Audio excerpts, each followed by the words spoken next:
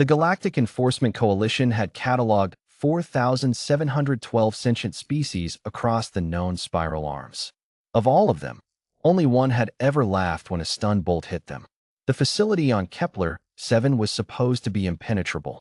Commander Dye of the Coalition Survey Corps had designed it himself. 17 years of service distilled into layered containment fields, rotating drone sentinels, and a neural scrambler array that could drop a Vrethian bull mammoth into unconscious sleep in 0.003 standard seconds. The humans had been escorted inside under diplomatic pretense to observe the prisoner processing wing. A goodwill gesture, a formality. Nobody told Dye that the humans had their own agenda. He saw it unfold on the security feed from his command chair, antennae rigid with disbelief. The one they called Mia moved first. She was small. All humans were small. That was the insidious thing about them, with close-cropped dark hair and a jaw that seemed carved from something denser than bone. She walked slightly ahead of the others.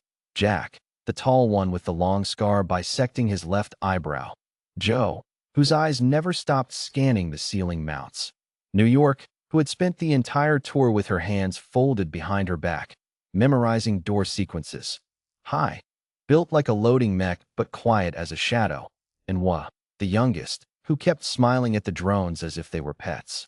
The first drone had locked onto Mia because she deviated from the approved path by exactly one body width. Protocol dictated a warning. Coalition drones were not known for mercy, but they were known for procedure. The drone did not issue a warning. It fired. A full-charge stun bolt, the kind rated to neutralize a Class 4 biohazard life form, discharged in a brilliant violet arc directly into Mia's left shoulder. Dye leaned forward. Mia tilted her head, not away from the bolt, not in pain. She tilted it toward the drone, the way a curious child tilts toward a strange sound, and the bolt hit her mid-motion, crackling across the synthetic weave of her jacket, earthing through the conductive threads she had clearly sewn into the lining for exactly this occasion. And she stood there with her shoulders smoking faintly, and she smiled. "Ah," she said, loud enough that the microphones caught every syllable. "That was your fastest." Dye would later describe those words as the moment he understood, truly understood, what the xenopsychology reports had been trying to warn him about for a decade. Humans do not process threat and curiosity as separate systems. For them, the two are the same signal. The drone recalibrated. Fired again, higher charge, different vector. Mia sidestepped it like she was avoiding a puddle. Behind her, Jack had already pulled the emergency panel off the wall. Not broken it, pulled it, as if he'd known the exact torque required. And Joe was elbow-deep in the wiring, her fingers moving with mechanical precision while she hummed something tuneless under her breath. New York had produced a data shard from somewhere inside her boot and was inserting it into a port that was not, by any official schematics, supposed to accept external drives. Someone had clearly done their homework on hardware that was classified at the highest coalition tier. High stepped in front of the second drone as it repositioned, and it fired directly into his chest. He took a half step back. He looked down at the scorch mark. He looked back up. He picked up the drone. With his hands, it buzzed and sparked and delivered 4 more stun pulses into his palms and forearms, and he stood there, absorbing them, expression somewhere between mildly inconvenienced and philosophically interested, until the drone's battery cycled to empty. Then he set it on the floor, gently, as if returning a book to a shelf. Well, laughed. The sound echoed down the corridor like something inappropriate at a funeral. "Containment breach in Sector 9, the automated voice announced. Initiating neural scrambler cascade." Joe yanked 2 specific wires simultaneously. The announcement stopped mid-sentence. The neural scramblers did not activate. Dye was already transmitting emergency signals to the orbital station, but something had happened to the comm array. Not broken, rerouted. And his signals were arriving at their own facility's internal speaker system, so that his panicked voice echoed around the processing wing asking for backup, while 6 humans calmly continued their work 30 meters away. Mia had moved to the prisoner containment cells by now. She stood in front of the central lock mechanism, studying it with her arms crossed and her head at that same slight tilt. The tilt, Dye realized, that meant she was not frightened. It was the posture of a being for whom a problem was simply a puzzle that hadn't been solved yet.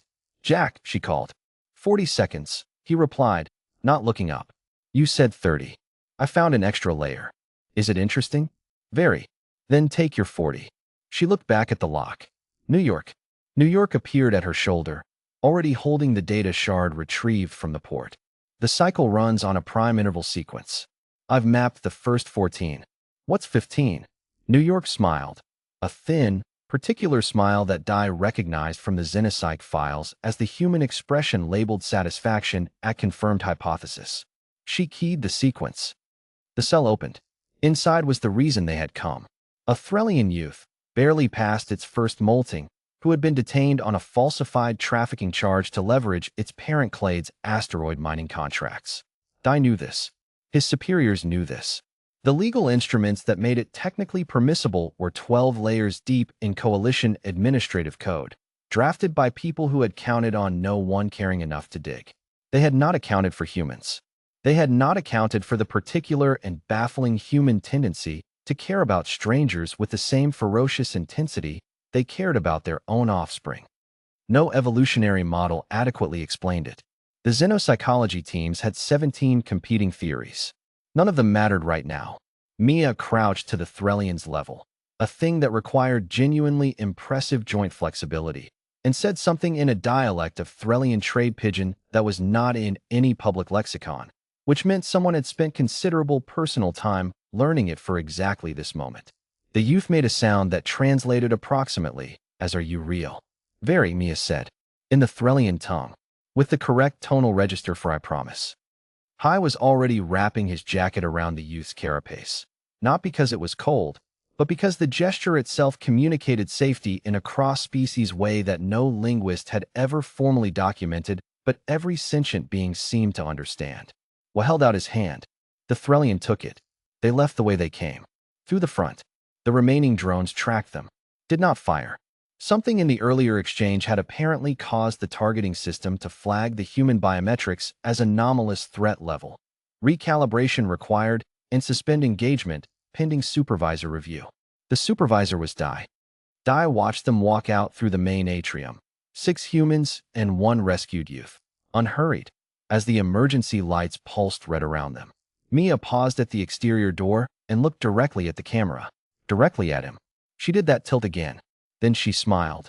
Not unkindly. He would think later, not unkindly at all, and walked into the afternoon light. The report Dai filed that evening contained 1 line he would be asked to redact by 3 separate superiors, in which he refused each time. The humans were not angry. They were not afraid. They were not even particularly hurried. They came because it was wrong, and that was sufficient reason, and I do not believe there is a weapons system in this quadrant rated for that.